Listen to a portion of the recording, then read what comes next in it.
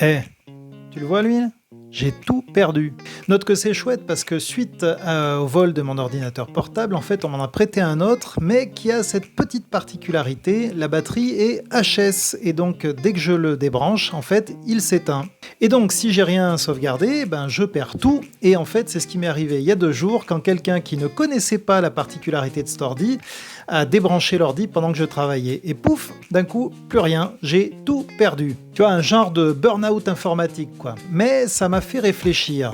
D'une part, comme un ordinateur, on a besoin d'être connecté à une source d'énergie, une source qui soit durable, qui soit solide, qui soit puissante, une source qui ne varie pas selon les circonstances extérieures. J'ai ma source, elle est éternelle et digne de confiance. Est-ce que tu as la tienne? Et d'autre part, on a besoin d'une batterie en état de marche pour pouvoir supporter les coupures intempestives. Par exemple, c'est bien connu que sur les ordis ou sur n'importe quoi d'autre d'ailleurs, il ne faut pas laisser la batterie se décharger à fond parce que sinon elle risque d'être morte. Il faut la recharger avant qu'elle soit complètement vide. Et en fait, si on ne le fait pas, on risque d'être incapable de supporter les passages à vide. Dans la sagesse biblique, on trouve cet excellent conseil de prendre un jour par semaine pour se reconnecter à la source, pour recharger cette batterie qui s'est fatiguée durant la semaine. Alors comment est-ce que tu les recharges toi tes batteries? Est-ce que ta source est fiable? Est-ce qu'elle est suffisante et est-ce qu'elle restera accessible quelles que soient les circonstances qui t'entourent?